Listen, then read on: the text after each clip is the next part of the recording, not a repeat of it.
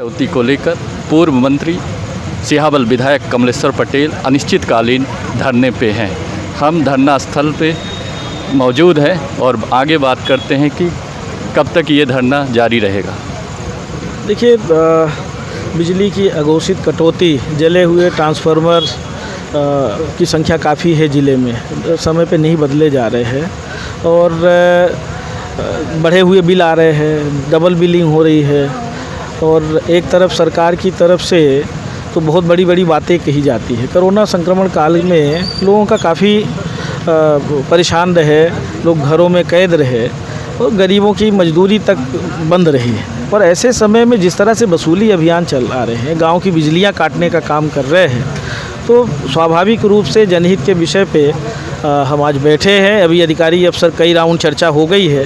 अब देखते हैं कितना समाधान ये कर पाते हैं। जब तक समाधान कारक जवाब नहीं आएगा तब तक ये धरना जारी रहेगा। लेकिन एक आपने मापदंड बनाया होगा कि ये बातें मान जाएंगे तभी हम धरना समाप्त करेंगे। जो जिला स्तर का मामला है, जो जिला स्तर का विषय है, वो उसका समाधान अगर ये कर लेंगे और राज्य स्तर का जो विषय है वो राज्य सरकार को भेजें, पर जो जिला स्तर का, जो जिला प्रशासन के हाथ में, उसका तो समाधान करें।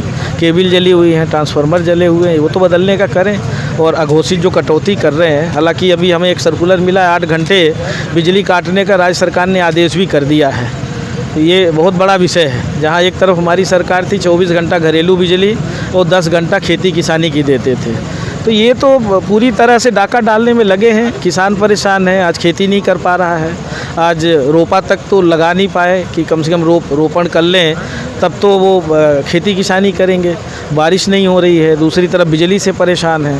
तो आपातकाल जैसी स्थिति है, बिजली विभाग का रवैया बिल्कुल ठीक नहीं है। जहाँ एक तरफ सरकार 24 घंटे बिजली देने की बात करती है, उसका काफ़ी प्रचार प्रसार करती है, वहीं आज आप बता रहे हैं कि हम धरने में बैठे हैं तो उन्होंने सर्कुलर दिया है कि 8 घंटे बिजली राज्य सरकार ने आदेश दिया है। तो ये दो तरह की मानसिकता हाँ है। बिजली सरकार की दोहरी मानसिकता तो चल रही है। पहले भी खूब अवैध वसूली करते थे, हम लोगों को धरना प्रदर्शन करना पड़ता था। हमारी सरकार बनी और हम लोगों ने इंदिरा गृह ज्योति योजना के तहत 1 रुपये 1 यूनिट का प्रावधान किया। लोगों के 100 रुपये से ज़्यादा बिल नहीं आते थे। तो ऐसे ही आपका 10 पावर तक किसानों का आधा बिजली का बिल कर दिया था हम लोगों ने। अस्थाई कनेक्शन का शुल्क आधा कर दिया था और यहाँ तक कि ट्रांसफार्मर बदलने की नीति बना दी थी। तो ये सारी चीज़ें जो व्यवस्था हम लोगों ने बनाई थी, अब उस व्यवस्था को ये लोग ध्वस्त करने में लगे हुए हैं। बिजली सप्लाई जहाँ से होती है वहाँ से पूरी बिजली सप्लाई प्रॉपर ये लोग कर नहीं रहे हैं। बिजली का वोल्टेज जितना सप्लाई करना चाहिए उतना नहीं करते हैं। ये बिजली बचा के ये उद्योगपतियों को फ़ायदा पहुँचाना चाहते हैं, ये बिलिंग में बदमाशी करना चाहते हैं और गरीबों को ज़्यादा बिल भेज रहे हैं। ये दोहरा रवैया ठीक नहीं है। आप पिछली बार भी जब विधायक थे तब भी बिजली की समस्या को लेकर आप धरने में बैठे थे और लगातार दूसरी बार फिर से जब आप विपक्ष की भूमिका में हैं, फिर से बिजली की समस्या को लेकर आप बैठे हैं। तो क्या सबसे ज़्यादा समस्या आपके क्षेत्र में बिजली को लेकर है? देखिए, समस्या तो बहुत है, पर समस्या का निराकरण के लिए हमें प्राथमिकता तय करनी होती है। समस्या तो महंगाई की भी है, समस्या बिजली की भी है, समस्या बेरोज़गारी की भी है, समस्या खाद बीज का जो दाम बढ़ गया उसका भी है। तो समस्याओं का तो अंबार लगा हुआ है और सरकार झूठे वादे करती है, पर वर्तमान में किसान परेशान है।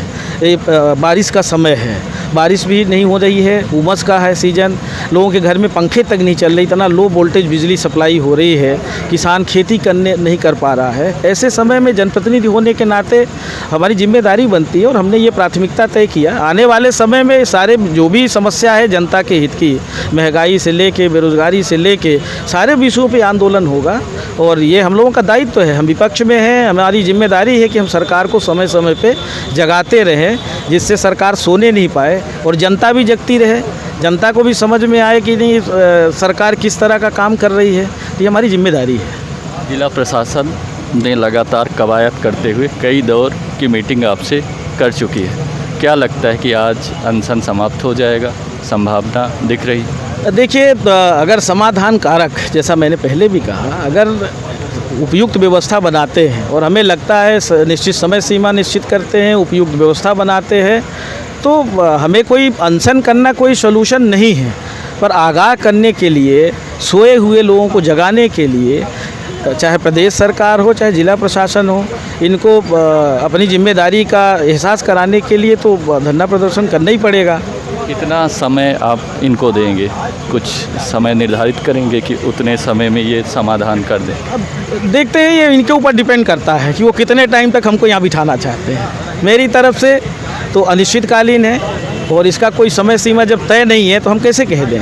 हमारे तो खाना भी बन रहा है, बाजू में पंडाल भी लगा है, चद्दर तकिया भी लेके आए हैं और नहाने का भी सामान रखा हुआ है, पहनने के कपड़े भी रखे हैं गाड़ी में, तो यहीं नहा लेंगे। बाजू में कोई हैंड पंप होगा तो यहीं तैयार हो लेंगे। किसान के बच्चे हैं, क्या फ़र्क पड़ता है। किसानों की गरीबों की लड़ाई तो लड़नी पड़ेगी ना। लेकिन जब तक समाधान नहीं निकलेगा तब तक आप अनशन समाप्त नहीं करेंगे? बिल्कुल, स्वाभाविक रूप से। भाई अभी बिजली का बिल बढ़ा दिया, कल ही सरकार ने बिजली का बिल नया टैरिफ जारी कर दिया है। तो एक तरफ बोलते हैं कि हम महंगाई कम करेंगे, तो महंगाई तो कम हो नहीं रही, महंगाई दोगुनी हो गई। तो बिजली का बिल दोगुना करने से कैसे भुगतान होगा भाई? किसानों का तो आप जो बेचने जाते हैं उसका रेट तो बढ़ा नहीं रहे हो। किसान जो पैदा करता है उसका तो मिल नहीं रहा है कुछ, बल्कि उसको तो और कमज़ोर करने में लगे हुए हो। तो लोगों के पास आय का जरिया नहीं है। मज़दूरों की मजदूरी तो बढ़ा नहीं रहे हो, मनरेगा में काम करने वाले हों चाहे दूसरे हों। आय की बेरोज़गारी तो चरम सीमा पे। तो लोगों को हम सुविधाएं नहीं दे रहे हैं, सिर्फ लूटने में लगे हैं। तो ये सरकार का रवैया बिल्कुल ठीक नहीं है। अभी हमारी बात वर्तमान सिहावल विधायक कमलेश्वर पटेल जी से हुई, जो लगातार सुबह से अनशन में बैठे हुए हैं और प्रशासन द्वारा कई बार उनसे कई दौर की मीटिंग हो चुकी है, लेकिन उनका कहना है कि जब तक समाधान कारक कोई निर्णय नहीं आएगा तब तक हम अनिश्चितकालीन धरने पर बैठे रहेंगे। और हमने पूरी तैयारी करके आए हैं, चाहे खाने की व्यवस्था हो, चाहे सोने की व्यवस्था हो, चाहे अन्य व्यवस्था हो। जब तक प्रशासन पूरी तरह से मुझे आश्वस्त नहीं कर देगा तब तक मैं धरना नहीं छोड़ूंगा।